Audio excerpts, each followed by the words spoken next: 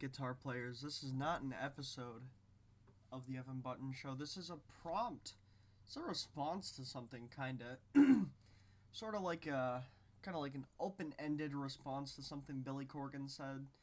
And usually I wouldn't make these kinds of videos because I don't know, it's all subjective and everything. But so this is from GuitarWorld.com, and it is there's an advertisement. Hold on. So it says, these silly lists come out about the greatest guitar players. I usually don't make those lists, or they'll put me behind somebody who I could play circles around.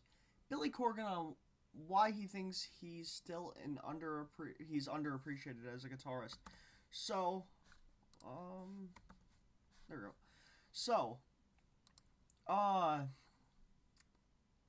kind of my thoughts on this. I so if you have a list of the 100 greatest guitar players of all time, I don't think anybody knows would make that list, right?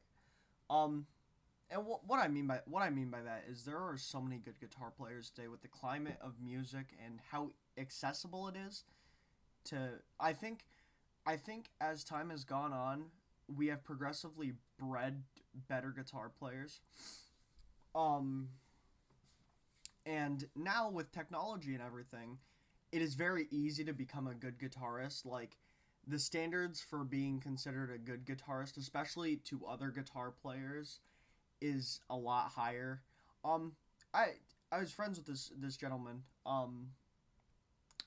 And he's a great guitar player, and he always knocks himself and everything, and he's like, that's how I got good. And he's a lot better than I am. And I mean, I know tons of guitar players. There are people that I've discovered that like people in their teens are blowing people I know out of the water. People that have been doing guitar stuff for 10, 20 years are being blown out of the water by these new savants of guitar playing. And like, that's the thing about the quote unquote the 100 greatest guitar players ever. Like, they could be under anybody's nose, right? Learn how to do all these things that nobody else does. But I think when these lists are made, they consider a lot of things like, impact and, style and convention. And Billy Corgan and Claudio Sanchez, I think. So I have two separate schools of thought when it comes to guitar playing. So I have my favorite guitarists like Mike Kinsella or Billy Corgan or Claudio Sanchez. These people that are my favorite guitarists, right? I have a lot of people I look up to, and then I have people that I think are the greatest guitarists. People like Paul Gilbert, and I would have to think about it more because I don't think about this list as much because it's so hard to put people in these squares, like Mark Knopfler or Eddie Van Halen. Those guys that are objectively great and they contributed to the art of guitar a lot. So those are the two frames of thought, and I do agree that Billy Corgan is a very underrated guitarist. I think people at first glance, if you listen to the Pumpkins discography, you'll really underestimate Billy Corgan's guitar playing, and that's my opinion as someone I've been through all that, like that 1991 to 2007.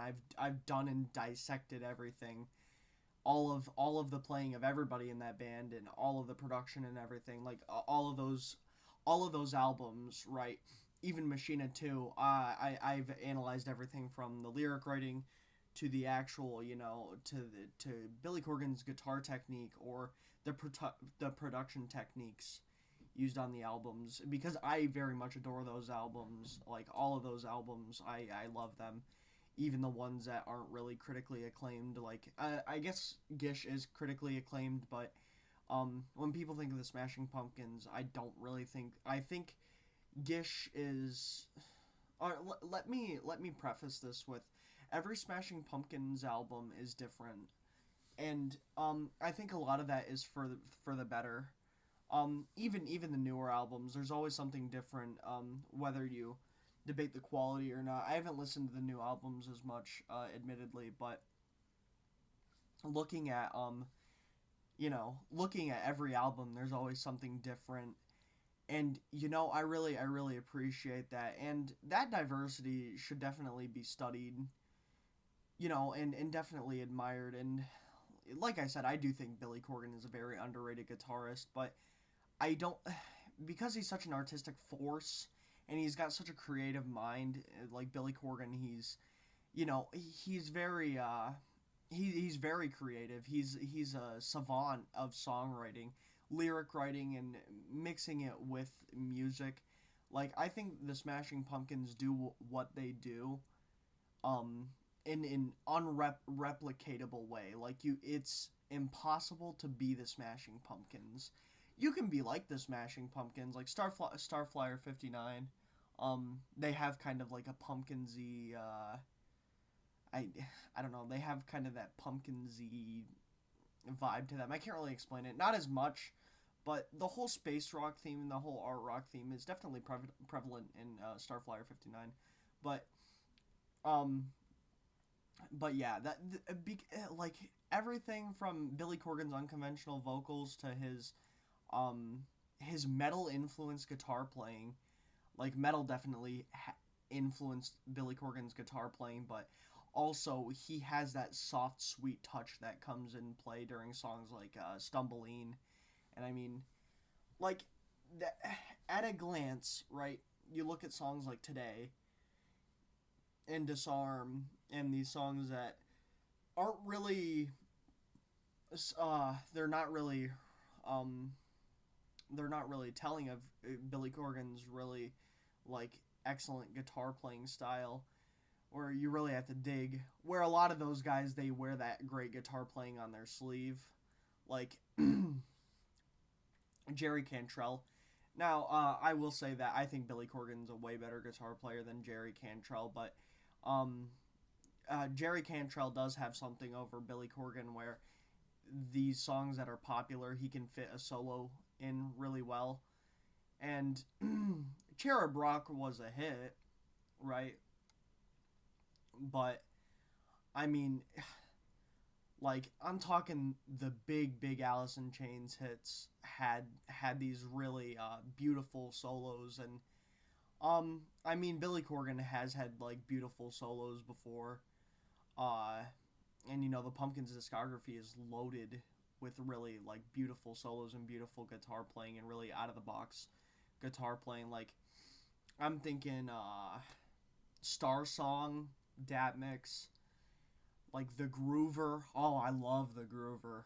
Um, the Ugly Gravity demo. The Ugly Gravity demo. It's really simple, but it all like comes together. It folds together really nicely, and like, I don't know. There is this video of Billy Corgan just shredding out there, and like, I'm very glad he didn't follow that route where that's all you do and that encompasses your entire music, because it would have cheapened a lot of the experience that the Smashing Pumpkins is, and like that, obviously that would leave a big gap in my life because no one could ever fill that hole. Even bands I love and admire like the Red House Painters and Radiohead can't fill those shoes. Horse Jumper of Love, they can't fill those shoes, and especially not the monumental love that I have for Melancholy and the Infinite Sadness. I wear that as a badge of me. That album encompasses so much of just my, you know, my artistic expression. Like, I want to mirror that in a way. I don't want to make Melancholy and the Infinite Sadness, but I want the artistic value of something like that to be reflected within what I make. And I know I can never replicate what Melancholy and the Infinite Sadness is and how great it is in scope. But, I mean, I want to make things that are monumental to me and my semantics. And, yeah, when it comes to guitar playing, I feel like Billy Corgan definitely he's amazing, Like, he plays the guitar the way I want to play guitar. I'm not super into technical shit. I'm not super into playing uh I'm not super into playing super technical stuff or super proggy stuff. I would like to get better at playing more progressive stuff. I learned some Coheed recently, and I really had a lot of fun doing that, and it made me a better guitar player at the end of the day. But I found that as I was learning that, when I went to return to my own conventional style of playing, I had lost a bit of myself that I needed to sharpen again, because I had fallen into this box where I was playing things super fast, super technical, and it didn't mirror the kind of playing I wanted. But I have become more melodic, and Billy Corgan is super melodic. Like, you listen to a lot of the solos, like Airplane Flies High, or you know, Intoxicated. Zero. I cannot believe I forgot the name of that song for a second. It's like one of their most popular songs. But yeah, and a lot of the Gravity demos, they have this really out of the box playing, and like it all folds together really nicely. Like Billy Corgan's guitar playing almanac with the Gravity demos, and the Smashing Pumpkins studio albums and the Pumpkinland demos. They really paint a picture of the diverse and unique playing style that Billy Corgan has. So reading this here, let me find it again. It says you have these silly lists that come out about the greatest guitar players. I usually don't even make those lists, or they'll put me behind someone who I could play circles around. I don't mean to denigrate the person in front of me or the people in front of me, but come on, I'm enough of a guitar player to know who's a great guitar player. I had this, you know, uh, I have this uncle, and we were talking about Billy Corgan the one day, and I said something along the lines of, yeah, I think Billy Corgan's a great guitar player, and he's really, I think he's a really well-rounded guitar player, and he said, his response to me was, yeah, and I'm sure he'd tell you all about it. Now, I didn't think that would reign true, but looking at this, yeah, I don't think the guy is full of himself, because the Pumpkins' career has been the Smashing Pumpkins' career, though they do have a Diamond album, which fucking Melancholy and the Infinite Sadness more than deserves. It's like no question, right? That album earned its flowers, especially in the artistic merit department. What he says here, once you go beyond the let's call it Zach Wilds and Dimebag Darrells and the truly great Randy Rhodeses, there's a lot of people who pretend to play guitar. I think that's really I don't know. I am not really a fan of that line, because look at it, man. A lot of people I don't know, to separate it into twos once more. I think there are people that recreationally play guitar. People like me who don't really care to make a name for themselves in the guitar playing community. Like, I understand that I'll never be the best. I want to get better. Like, I would love to become great, but I would never, ever, ever want to, try to force myself into that competition with other people where they're like, yeah, Evan Button, he's definitely one of the greatest guitarists that I know, or he writes some of the greatest guitar lines. I'd like to be remembered as someone that wrote unique guitar lines, if not difficult guitar lines, definitely unique. I try to play out of the box, without forcing something that doesn't need to be there because I want to be unique or different or whatever. But I like to think that my guitar playing is conventional and it belongs to me.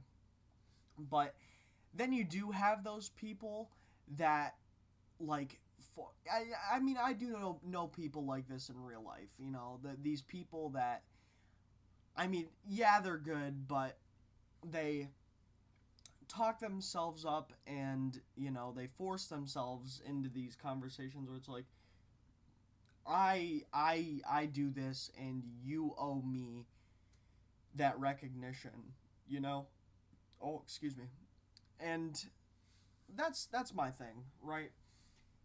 Even if you're a great guitar player or you're great at what you do, someone's always going to be better than you. And even the people that are the best at what they do, they always have room for improvement. So it's like me in language. I'll never be a great guitar player, but I do have potential to be a great linguist because of my love for language and my strive for it. I can learn as much German as I want, and I can learn to speak as well as possible. But to force myself into this conversation that I'm one of the greatest linguists of all time, it would draw eyebrows, especially like while I'm young, and I really don't have that experience. I can speak German, right? I can speak German. I can speak German just fine, or just fine. I maybe I should do that instead of trying to speak English. Um, so ich spreche Deutsche, you know, yeah, right. I was trying to make a joke there, but I forced out that shitty ich spreche Deutsche, and it was all shaky, but whatever. So I can do that, but am I the greatest German speaker out of America, or am I the greatest German speaker ever? No, no, God no, and I'll never be that. But like if I try to force myself into these conversations where like, yeah, Evan is like one of the greatest people to do what he does, then I'll be credited as a charlatan, like that's not my true ability. I can be great as a German speaker. I can be great as a linguist, but to be the best, no, I don't have that savant in me. Talent or not, I wouldn't say I have talent. I work for everything I have, every piece of information I've worked for.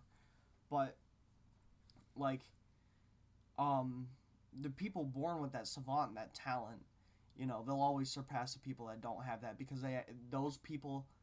Now, don't get me wrong, I definitely empathize with those people that do work their ass off. Someone like Billy Corgan, well, I guess Billy Corgan does have that natural kind of savant to him where he can just adapt his writing style, but I do I do empathize with those people that are vying for a sliver of, that recognition.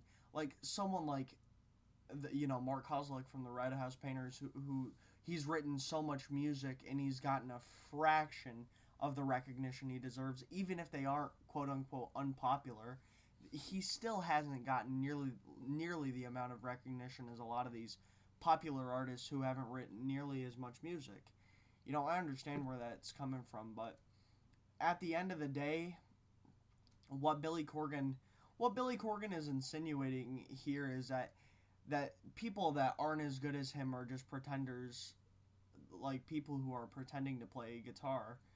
And like I said, if they fall into that school of thought where they talk themselves up and they're egotists about their playing, you have a lot to learn, and um I'm not saying I'm any better, but I'm very glad I've been grounded in reality for the duration of my playing.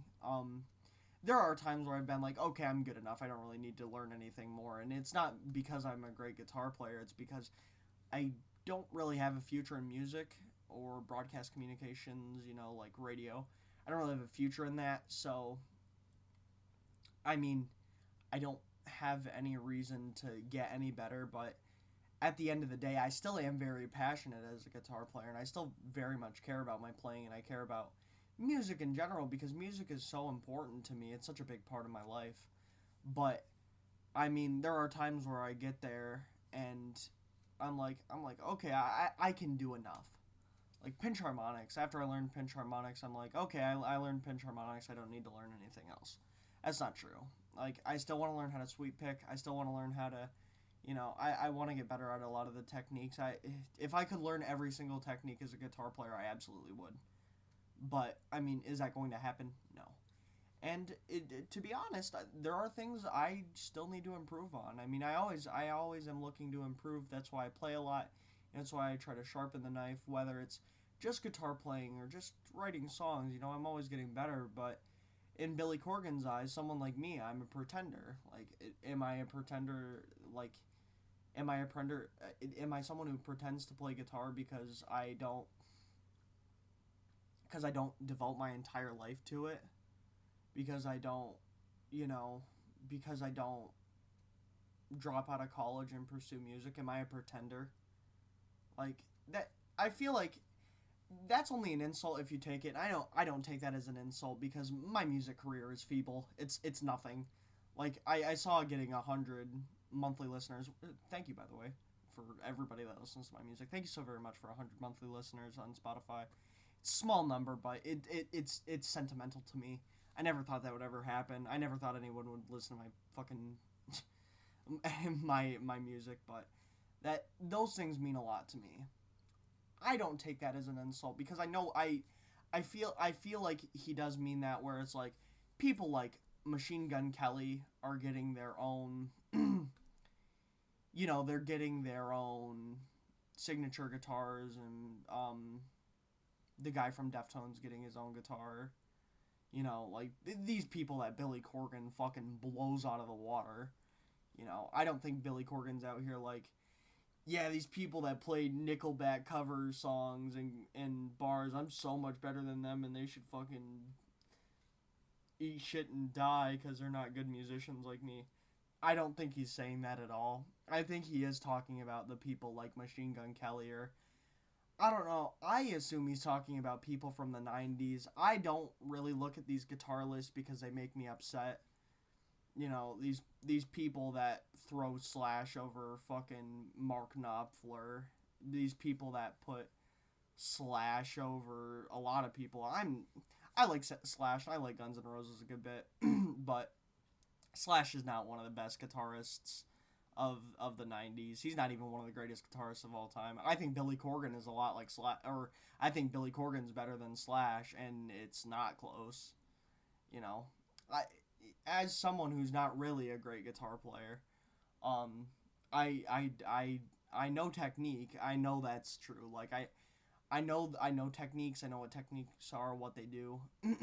Even if I can't do them, I know of their existence, and I see these people, abandon the fundamentals just because someone can sweep pick, or they can do, or they can do any amount of things, and they show that off every now and again, and they leave behind the aspect of like playing out of the box, or melody or harmony or things like that. Like they leave that behind because they look at guitar playing as this checklist where like, oh, can you do this, and they check that off, and it's like being a guitarist definitely does have those checklists, but being a musician, I think Billy Corgan's a great guitarist, but he's also a great musician. He's a great innovative mind. And that's all up to the all up to the listener and whatever. But I mean, yeah, I don't know. It just I don't look at those lists, so I don't know. Like if people from the 90s like Slash or fucking Jerry Cantrell or Stone Gossard. I don't know. I think Stone Gossard might be a better guitar player than Billy Corgan, but that Better Man riff really kind of solidifies it, and Pearl Jam's first album, 10, there has a lot of really great guitar playing on it. And I mean, when you get into things like this where you're putting people above other people, it's like these people that work so hard to write songs, and these people that write better songs than you or I ever will, or maybe you think my music is better than some of the shit that's out there, then which would never happen. If you think my music is better than some of the shit out there, not only are you fucking stupid, you're also wrong. Love you for the vote of confidence, but you're fucking stupid.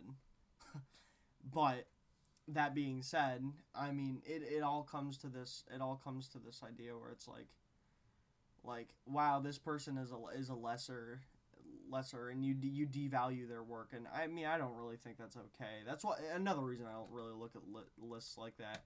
It's another reason I don't look at like top album lists, because music inherently is a thing, or now music is a game of numbers and who sells more, and Like, people that care about music know that's not true, but that's not what's out there. You know, people look at the greatest selling albums of all time, or the best selling albums of all time. They'll be like on the surface, those albums are the greatest albums of all time. But when you get into it, like everyone, like everyone that cares about music will definitely deviate from that, you know, hive mind. You know, and I mean that's why people give shit to like pop artist fans, because a lot of those pop artist fans are really chart obsessed, and they wonder where like their favorites land on the chart, where like a lot of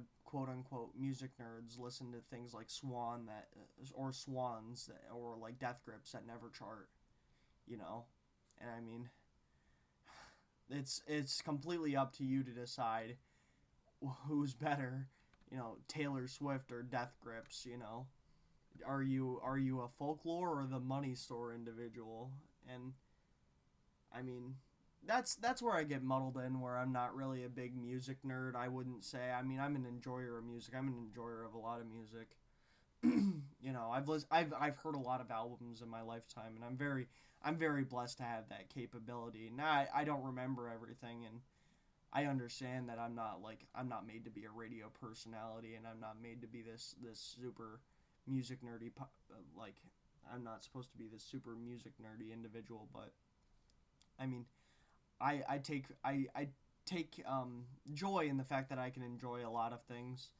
You know, it's not one of those things where it's like, oh yeah, I listen to everything. I don't listen to everything.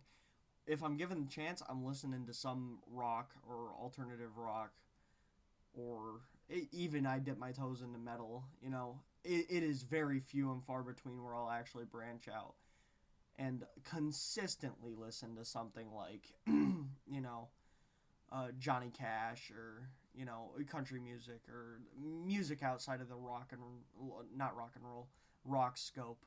Because I mean, I wouldn't prefer that. I like those things, absolutely. I don't listen to everything though. That's a myth. People saying they listen to everything, that's a myth, and it's very untrue. And it's how people avoid um it's how people avoid accountability, and it's how they protect their feelings, you know. Because you can say you listen to everything because I mean, you like Tupac's you like a Tupac album, or you like you know, you like a Tupac album, but you also like Guns N' Roses or Linkin Park, but you also like Florida Georgia Line, or you like you know, you like Taylor Swift, or you like Sabrina Carpenter, or whatever, you know. But you are predisposed to having favorites. It's how your brain works. You know, you can't like everything equally. I try to be as neutral on a lot of things as I possibly can, but I'm not neutral. I'll tell you right now that I think um I don't know. I think the Tortured Poets Department, I think that's a stupid idea. I think a pop double album is a great idea. I don't think Taylor Swift pulled it off very well. I don't really love Taylor Swift, but I really like Folklore and Evermore, and I wish that was a double album. You know, and I love the demos from those albums too, you know. Um, but, like, and I also will say that I'm an albums person. I'm not really an artist guy. Like, there are some rabbit holes I fall into, like the whole Sun Kill Moon, Red House Painters rabbit hole I fell into. It is pure coincidence. I had like the Red House Painters, then I listened to Benji by Sun Kill Moon, and then I fell down the Mark Kozlik rabbit hole, and the rest is kind of history. But most of the time, what happens is I'll listen to one or two albums by an artist, and then I'll move on. Kind of happened with Songs Ohio and you know, Jason Molina's discography. I like The Lioness a lot. I think that album's phenomenal, actually. But outside of that, I know basically not. He has this one country album that's really popular. I like a couple songs off of, but I don't remember the name of the album. It's exactly what I mean. You know, and there are a lot of people like that think they're qualified to talk about literally every piece of music that comes out, and be like, okay, my opinion is absolutely right. But the reason I don't do like album reviews, or I've thought about doing album reviews, but I would never do like music ranking or anything like that because it would be so hard. Like even so, if you were to give me like 10 artists, so we'll do Tool, Smashing Pumpkins, Radiohead, um, Ethel Cain, American Football, uh, Zach Bryan, Chris Stapleton, Meshuggah, Playboy Cardi, and MF Doom. Right? Ranking those, I mean, obviously I'd put Smashing Pumpkins at the top, and then I would really have a hard time like putting something over another thing because it's music is this broad spectrum. It's not just notes, it's not just lyrics, it's not just marketing, it's not just art, it's all of those things. But I mean, a lot of those artists are really diverse, and a lot of them stand for a lot of different things. Like, how can you compare MF Doom to Tool? Like, yeah, they both of those like both of those examples, they have artistically valuable music and music that has changed the course of their um given genres. And I mean, they're both very technically proficient, but to rank one over another, like, that's a disservice. And who am I to say? I wasn't there for the album recording process. I don't know what these people are trying to think, or I don't know what these people are trying to achieve with their music. Right? I mean, that's the thing with this whole Billy Corgan thing. It's like, yeah, I do think he is an underrated guitar player, but I don't know, when you're a musician, you gotta just eat those things, man. He and another thing is, like, anyone who likes Billy Corgan and likes the Smashing Pumpkins, they know that shit's hogwash.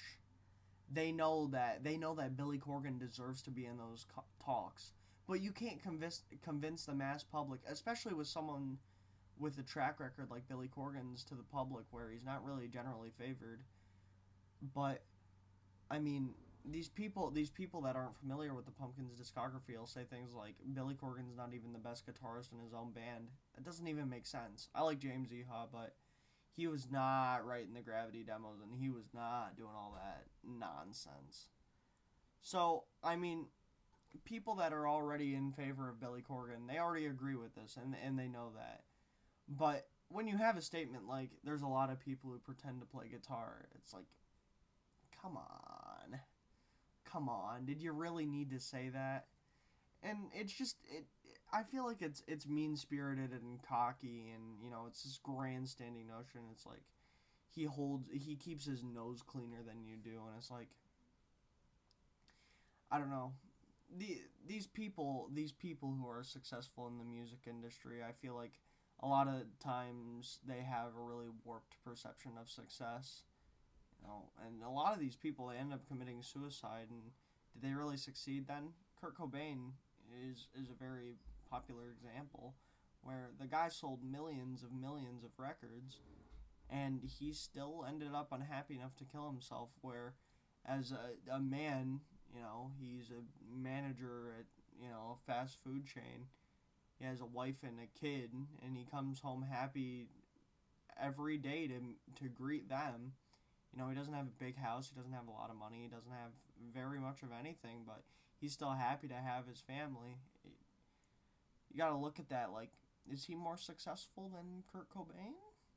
He's gonna live a long life, and eventually he'll see his grandchildren grow, and Kurt Cobain's not there to watch Francis have a child. It's a very sad reality, and these people, someone like Billy Corgan, who's so encapsulated in his art, I feel like he loses himself in that encapsulation. I try never ever to lose myself in the encapsulation of what I do. I to lose any part of me would be such a detriment, you know. Not I'm not just a guitar player. I feel like when you make these assertions, as a musician, or it's like once you go beyond, let's call it the Zach Wilds and Dimebag Darrells, like I don't know, those people. When you think of Zach Wild and Dimebag Darrell, you think guitar player, right? Not husband, not father, not. And I mean, I guess that does come with fame too. Like you think Quentin Tarantino. Quentin Tarantino's not an actor, but he acts. But we discredit that acting, not because it's bad all the time. I mean, Australian Django Unchained, Quentin Tarantino is not the best moment, but not because it's bad, but because it's overshadowed by the filmmaker aspect. Quentin Tarantino is a filmmaker. Christopher Nolan is a filmmaker. Oh, that was terrible. Robert Oppenheimer is a physicist, right? But I feel like Robert Oppenheimer is one of those people that was gifted many monikers: father of the atomic bomb, leader of the Manhattan Project, physicist. He was successful in that because he's remembered as a lot of things. He was a controversial enough figure to have a biographical picture made about him. I guess Napoleon can be seen in the same light, but like that's the thing. I would never want to reduce myself to a single designation, because people are more complicated than that. Like, yeah, I'm a guitar player, but I also have a YouTube channel. Am I a YouTuber? Am I, a guitar player, but I'm also a guy that writes sheet music? Am I a composer then? I'm a guitar player, but, so on and so forth. I'm someone that loves movies and video games. Am I, people aren't like that, People aren't, you can't describe a lot of people with singular words. Like my father. Like, my father loves technology and everything, but my father is also, my father's caring. He's very down to earth. My father, he's very wise in a lot of ways. And I mean, those things are very separate. My father's funny, but like these people like Billy Corgan, they want to be designated as like, oh my God, Billy Corgan, he's one of the greatest guitar players of all time. What else is Billy Corgan then? Like, would he prefer me saying, yeah, Billy Corgan's like the greatest guitar player of all time? Would he prefer that over, yeah, Billy Corgan, he's really underrated, but like his work in the Smashing Pumpkins, it was so diverse and it was so ahead of its time in a lot of ways, and there were so many Smashing Pumpkins songs that didn't even make it to albums that are just so introspective, and they're really well written, really elegant. Like, what does he prefer? And um by my diagnosis of what the Smashing Pumpkins are and what Billy Corgan is as a musician, there, I give him that credit as a songwriter, where he's unique. He's unique. He is technically proficient. He's very he stands out, and it's almost like he doesn't want that with these things. That there's a lot of people who pretend to play guitar, and I don't know. I think he's so wrapped up in this idea that he realizes that guitar players have lives. Like, I as much as I would love to say I come home and I practice after getting my schoolwork done, that shit is not true. Now, it is very rare that I have a day I don't play for about 45 minutes to an hour. I try to play at least an hour every single day. There are people that double that, people that do less than that. I think an hour, 45 minute, just fine. And there are some days I play all day. Like, very recent weekend, like 2 weeks ago, I played, like, Friday through Sunday. It was grind, playing guitar, and, I mean, that's okay, too. But as much as I would love to sit here and lie and be like, yeah, I'm a super tenacious guitar player and I'm really hardworking, it's not true. It's not the truth at all. There are some days I come home, I lay on my bed and I text people all day. Oh, it's not a healthy way to live at all.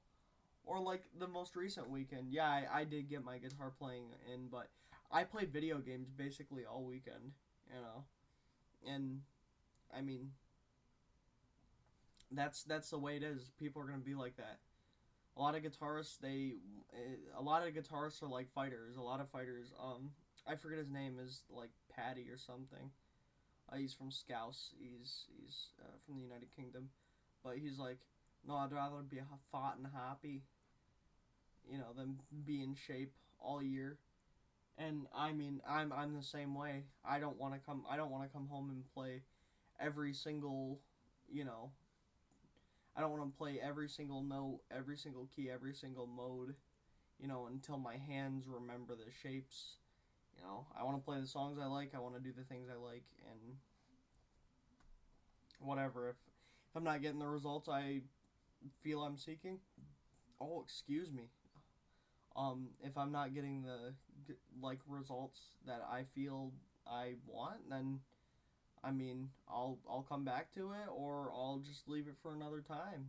And I mean, that's because I'm more than just a guitarist, or because I'm lazy, or whatever you want to say. But yeah,